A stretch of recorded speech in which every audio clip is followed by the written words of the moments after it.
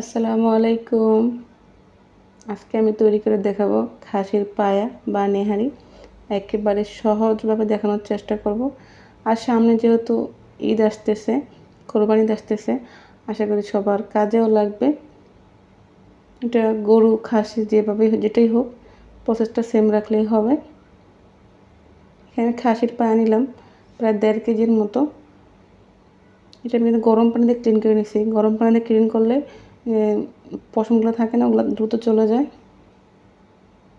এখানে দিলাম 1.5 চা চামচ আদা বাটা, 1 চা চামচ দিয়েছি রসুন বাটা, 2 টেবিল চামচ দিয়েছি আমি পেঁয়াজ বাটা। এটা দেওয়ার চেষ্টা করবেন, ঝোলটা কিন্তু অনেক গ্রেভিটা অনেক ঘন হবে, খেতে ভালো লাগবে। দিলাম স্বাদ মতো লবণ। স্বাদ মতো বলতে লবণটা এই পর্যায়ে একটু কমই দেবো, যেহেতু এটা অনেকগুলো পানিতে রান্না করা হবে, পরে লবণ চেক করে আবার দেওয়া যাবে। দিলাম 1 চা চামচ হলুদের গুঁড়া, 1.5 চা চামচ মরিচের গুঁড়া, 1/2 চা চামচ করে জিরা, ধনিয়া এবং গরম মশলা গুঁড়া। আমি এটা পরে ইউজ করবো আবার যখন রান্নাটা প্রায় হয়ে আসবে তখন। আর দিলাম 2 চা চামচ সয়াবিন তেল। পরে আমি ফোড়ন দেবো, সেজন্য আমি তেলটা এখন কম দিলাম। একেবারে সহজভাবে দেখানোর চেষ্টা করছি। এটাকে আমি ভালো করে এখন মিক্স করে নিচ্ছি। এটা মিক্স করা হয়ে গেছে, এখন আমি চুলায় বসিয়ে দেব। গরু খাসি যাই হোক, এটার প্রসেসটা কিন্তু সেম। এখন চুলায় বসিয়ে দিছি, পানি ইউজ করে নিই। এখনও একটু কষানোর পরে আমি পানিটা ইউজ করব।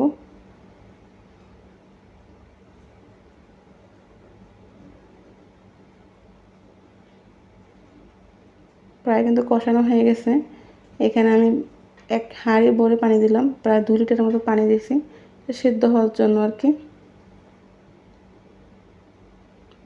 2 ঘন্টার মতো রেখে দিয়েছি চুলায়। তারপরে চুলায় দেখেন এটা কিন্তু প্রায় সিদ্ধ হয়ে গেছে, পানিটাও কিন্তু কমে গেছে। মাংসটা কিন্তু একটু খুলে খুলে আসতেছে এখন, তার মানে পুরোটাই সিদ্ধ হয়ে গেছে। এখন এটাকে ফোড়ন দেব।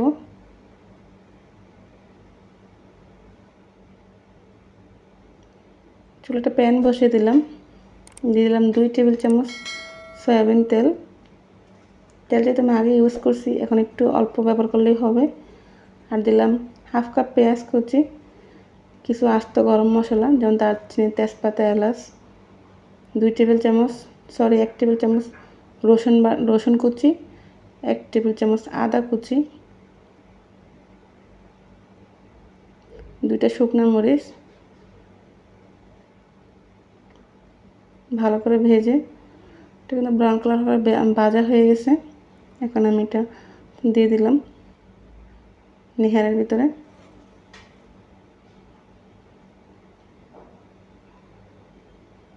নেড়েচেড়ে ভালো করে মিক্স করে নেব। এখন কালারটা কিন্তু অনেক সুন্দর আসছে, আর খেতে কিন্তু আলহামদুলিল্লাহ অনেক মজা ছিল।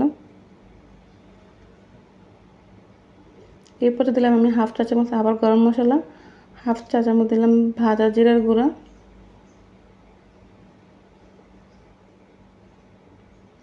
মিক্স করে আর 5 মিনিটের মতো চুলায় রাখবো ঢেকে।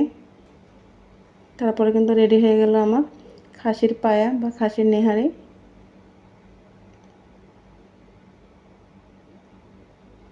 আমার রান্নাটা হয়ে গেছে, আমি এখন চুলাটা অফ করে দেব। এখন সার্ভ করে নিচ্ছি। নান, রুটি, পরোটা, যার যেভাবে পছন্দ সার্ভ করতে পারেন। একটু ধনিয়া পাতা কুচি দিয়ে সাজিয়ে দিলাম, আর উপরে দিলাম কিছু আদা কুচি।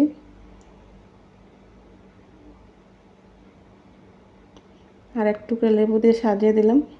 আপনারা কিন্তু এভাবে ট্রাই করতে পারেন, খেতে কিন্তু ভালো লাগে। নান, পরোটা যার যেভাবে পছন্দ ট্রাই করতে পারেন। আজকের মতো এই পর্যন্তই। আসসালামু আলাইকুম।